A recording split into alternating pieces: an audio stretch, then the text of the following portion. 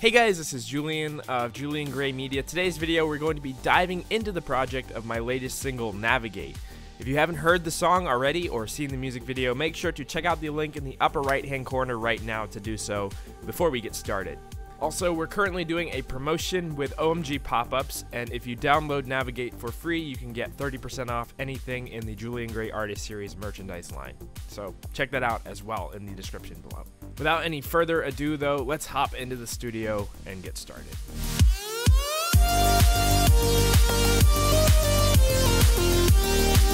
Awesome guys, so this is the infamous Navigate project file. I have it open in Live 10, but I actually wrote it in Live 9. It shouldn't make any difference at all. Just kind of trying to transition into the new Ableton Live version. So Navigate is a song I wrote over the course of 4 years, as I described in the music video. This song has gone over several different renditions and several different leads and new parts that I would just purge and then restart and then keep maybe one or two elements from the previous version. Maybe if you guys want, I can upload the first version of Navigate from like 2014 or something, and then that would be really interesting to see. But this song is very old, and it's kind of written untraditionally for me, at least. Not how I would usually write music, and it was a disaster trying to get to work in a mixing perspective, trying to mix older styles of engineering that I used to do back in 2014 and 2015 to what I do today, and balance the two out. So there's a lot of remnants of the original song in here still. The original version had a different lead. It's actually present in the break here. If we give this a play right here, you can hear this is the original lead to Navigate.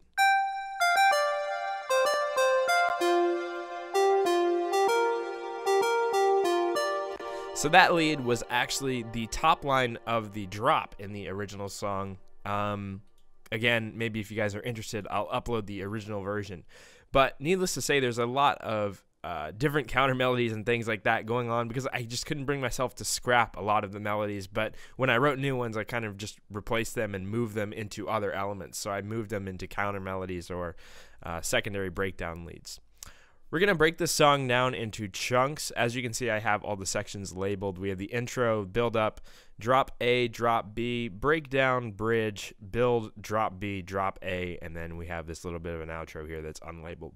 So there's not too many elements to this song. There's actually only about 45 channels in this song. And we can go ahead and start breaking it down just by playing the intro. Let's give this a listen.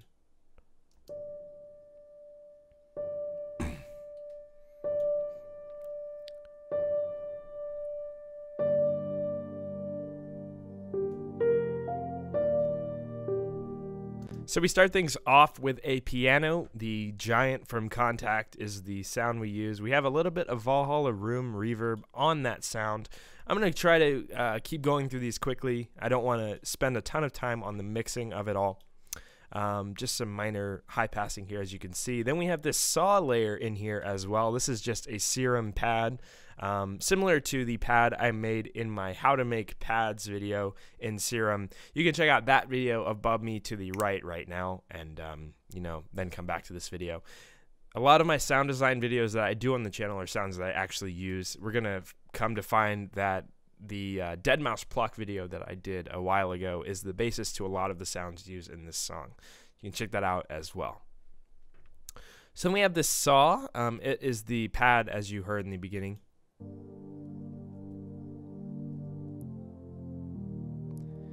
And this sound kind of evolves as the song moves on. As you can hear in the build up, we kind of open that cutoff filter. You can see that right here. If we go to the new automation mode, you can see that that cutoff is opening over time. Then we have a drop, and we kind of filter that out for this first drop, which is that kind of softer drop. Let's give this a play.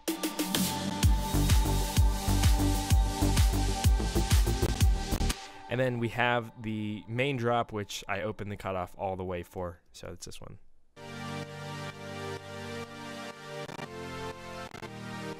And don't mind the audio glitches and stuff. This project is actually really huge, and it's just because of all the years of working on it and all my older mixing techniques. It's a CPU hog, and even on my Mac Pro, it's kind of struggling to keep up. So here is the saw in the context of that drop. We'll get into the drop in a minute, but let's focus on the intro here. So we have that saw and we have the piano at 21 bars right here, as you can see. We introduce some new elements. This is kind of a pre-build. When this bass kicks in, it kind of segues into the actual build-up. Let's give this part a listen.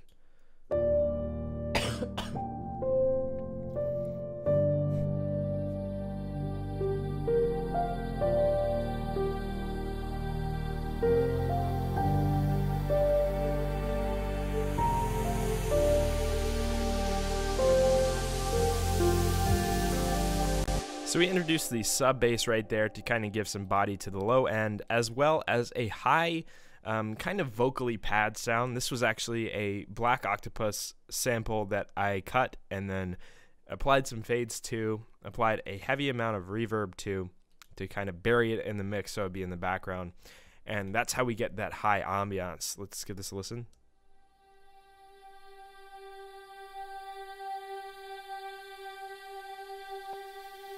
That's creating that high energy, and then to complement that, we have the bass creating the low energy. And as those two come in together, it gives a lot more energy in general to that piano.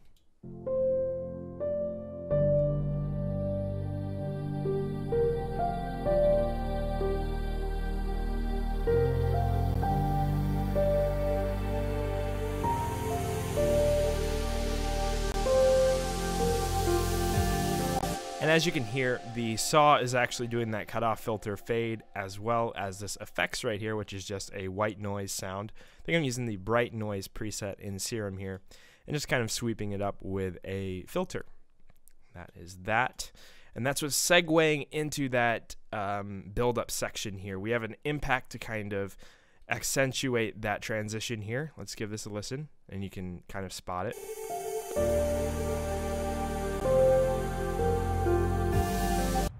So this is like a mid-tone kind of subby impact. And then we have a sub dip, which is a sub note that's falling, automated in Serum with a macro.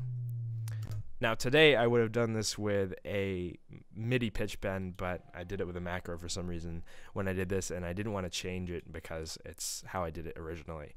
So there's also this high beep sound that's going on in the background of most of the song, actually, after we introduce it here. Let's give this a listen. And this is that Deadmau5 Pluck style with a few swapped wavetables and some phaser and reverb. We have a delay attack time. Kind of keeps the rhythm up during this section here. And we have this counter melody, which is really cool. This, again, was one of the recycled melodies that used to be part of a major part of the song that I kind of wanted to reprise in the final version here. Let's give this a listen.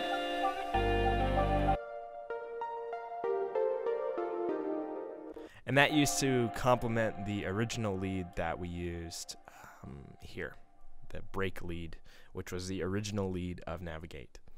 So then the star of this section here is an acoustic guitar. Let's kind of find that. I believe it is, let's see. It should be around here somewhere. Here we go, guitar. And this is actually a sample from Mode Audio that was an acoustic guitar. If I disable all the effects on it, we can hear how it sounds without anything.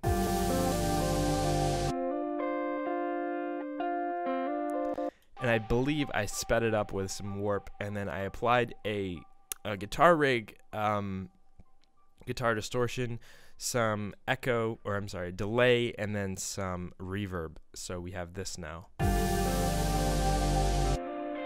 And again, the reverb kind of sets it off into the background a little bit more, and the main elements stay in the forefront. So let's see what else we got here.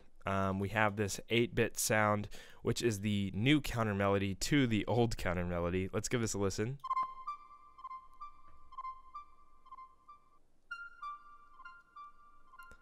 So that kind of accentuates the downbeats. Let's give this a play in the context of the tune.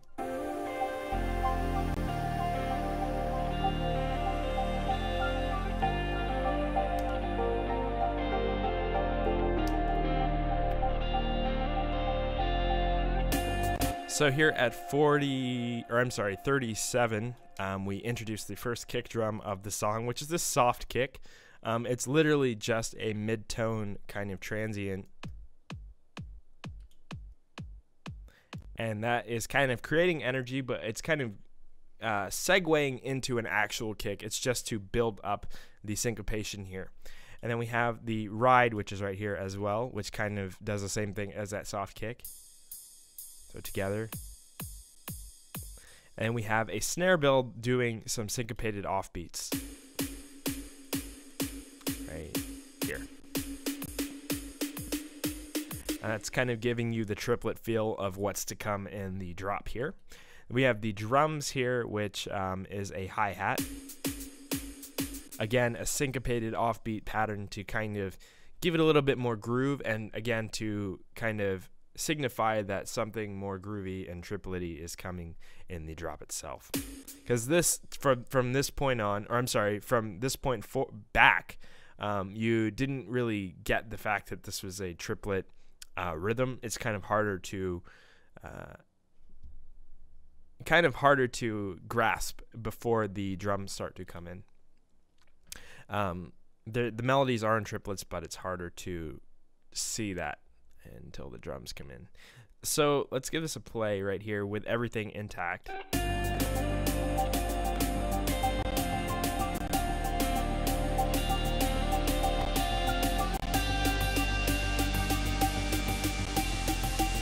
We have a second guitar melody right here, which is another clip that I chopped up and did some work on.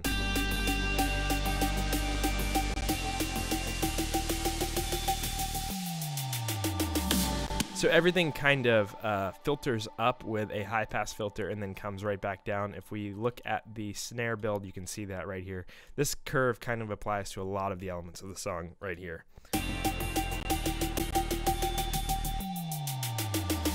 It kind of gives you that, gives you the feeling of rising and then falling quickly to kind of drop into the drop. We have this Prida snare to introduce it. It's just a Black Octopus snare with a ton of reverb on it and some compression. Then we have a reversed version into it, and that creates a shk. Very cool. And then we finally stop teasing the listener here, and we introduce the full heavy subby kick. And this is the sub kick. You can hear how much more body that one has.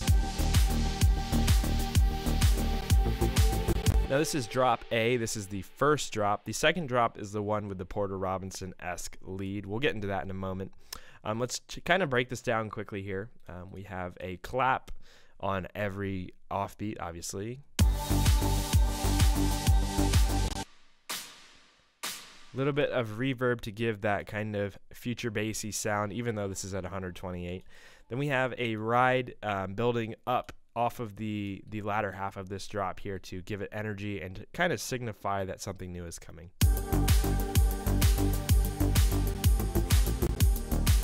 A 4-to-the-floor ride can often do that.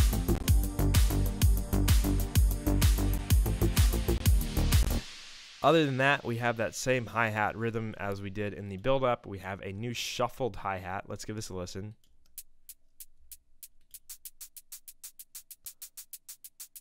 Kind of adding even more syncopation. Then we have a metal tap that's panning between our ears quickly. And those three elements are creating the percussion for this section here. As for basses, we have a bass right here in Serum. Let's give this a play. And this is our main bass sound. It's basically a dead mouse pluck on an LFO that's modulated, as you can see right here. If we go to LFO speed, that's what's creating the da da da da da da da da da da da da da da. We actually modulate the speed of that cutoff. Then we have a bass for the second section. We'll get into that in a moment. But we have a harmonic bass. I don't know why I labeled it 7th. It's actually a 5th. If we give this a play, it's basically an octave of this, and then plus 5.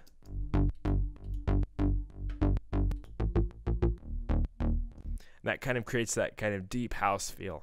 And then we have a pluck as well that's creating a syncopation that was well needed here.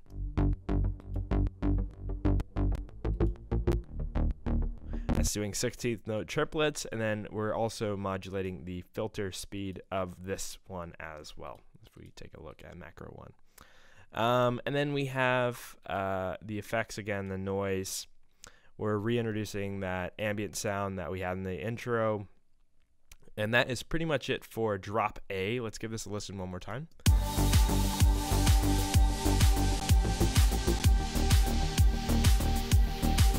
Cool, and then let's jump to the latter part of this drop and then into drop B, which is the exciting portery one.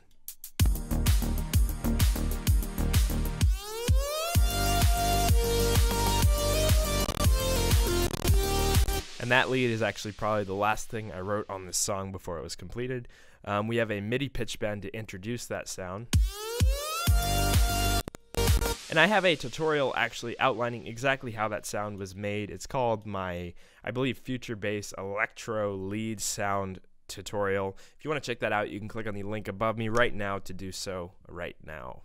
Then we have a conga that's introduced here as well, which is that offbeat kind of percussion that happens every downbeat. Let's give this a listen.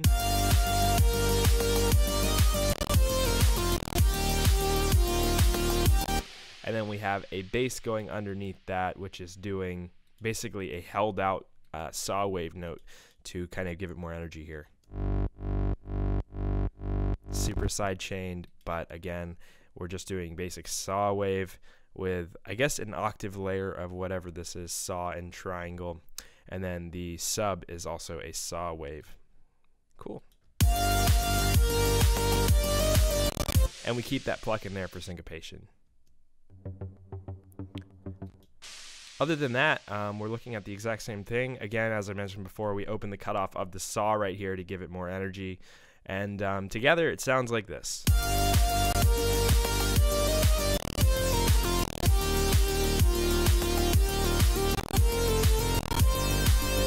Minus the computer stutters there.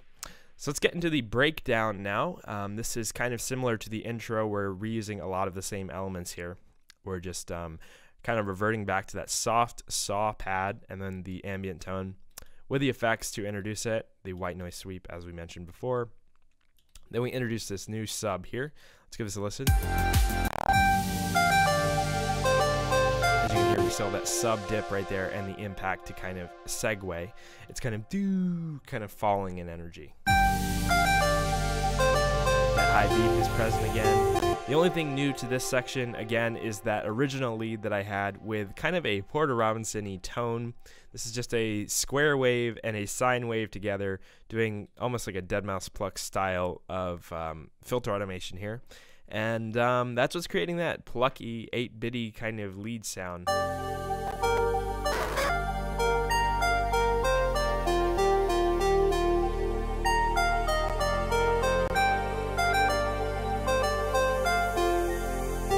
We have that counter melody again. I believe it's a different melody here, but it's the same sound.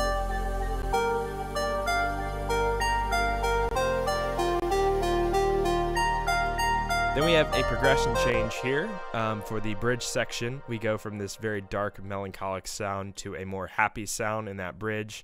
Let's give this a play from the melancholic sound into the bridge so you can kind of get the full spectrum of that.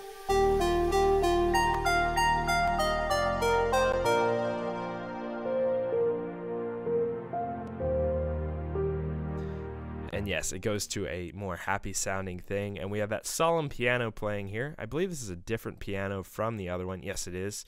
Very, very simple melody. This is actually kind of unhuman. I must have programmed it.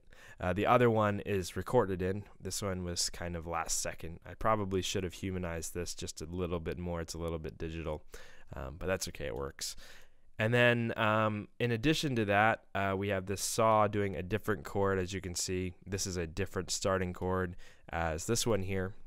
This is to kind of give it that uplifting sound here. Instead of going back down to this, we go up to this chord here.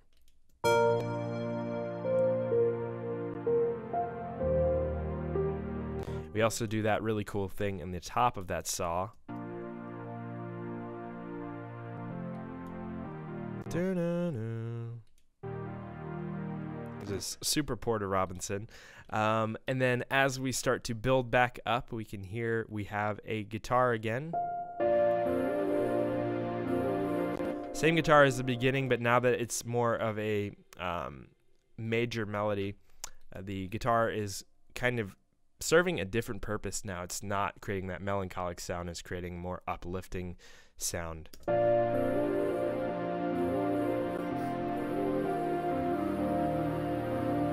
The vocal used here is a Black Octopus pack that I warped to death. I rewarped it so that my own vocal phrasing could happen. Then I duplicated it. Let's give the first layer a listen here.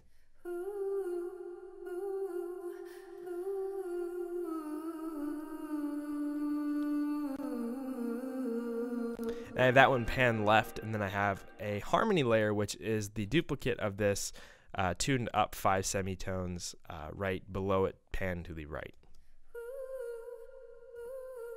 Together, that sounds wonderful. It gives us kind of wide and spacious, kind of choir vibe.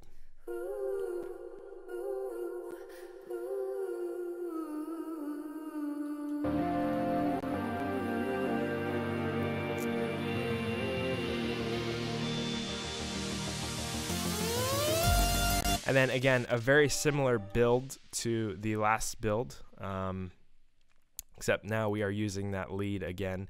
With the same pitch bend intro, we are using the lead in the build up on this build. Other than that, it's identical to the first build. And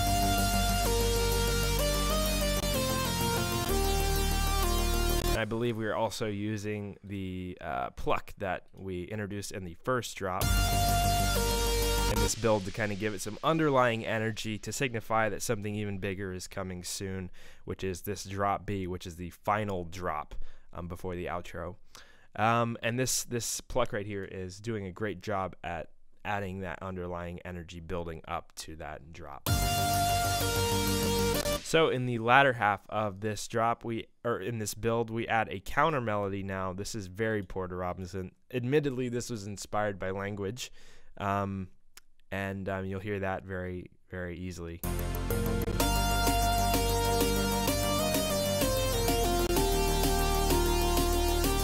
It's a square wave, 2 square waves, 2 different variants of the same square, I should say, and then a sine wave underneath that. And basically, it's a counter melody, very Porter-esque.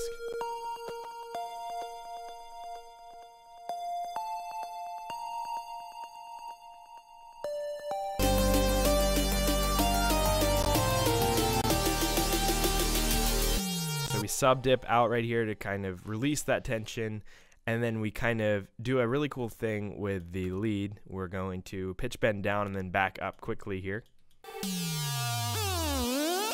That didn't work out. And then we delay that first kick by 1/4 note, and that kind of gives it a ton of impact.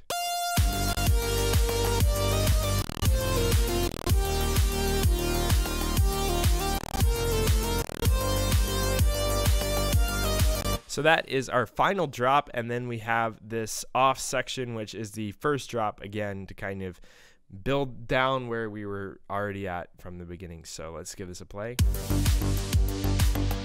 Actually, let's segue into it. Oops, let's do this.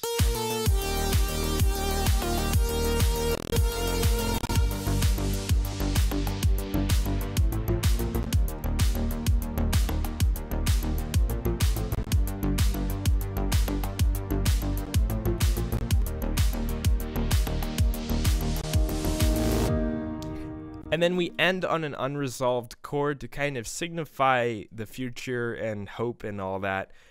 We don't end on that melancholic chord that we're expecting. We kind of end on a unresolved chord.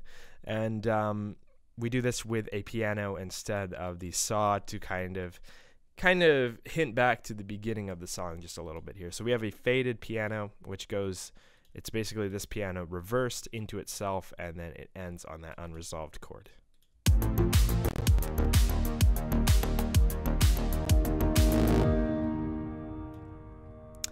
And that is pretty much Navigate in its entirety. I hope you enjoyed this video, and I hope you got some insight from the writing style of this song. This song was a disaster to write because of how long I worked on it. I do not advise writing music over the course of 4 or 5 years. It doesn't really work out, and you end up scrapping a lot of the original ideas anyway. This is just a melody and a concept that meant a lot to me on a personal level, so I wanted to finish it and get it out there. So that was Navigate. I hope you enjoy the song. I hope you enjoy the music video. Again, if you haven't checked those out, check them out in the description below. And I hope you enjoyed this breakdown in the project video of the song. If you did, give it a like. If you didn't, give it a dislike, and let me know why in the comments below. Give me suggestions for future videos down in the comment section as well, and we might see them in a future episode. So I am Julian of Julian Gray Media. I hope this video helped you, and I will talk to you in the next one. Bye-bye.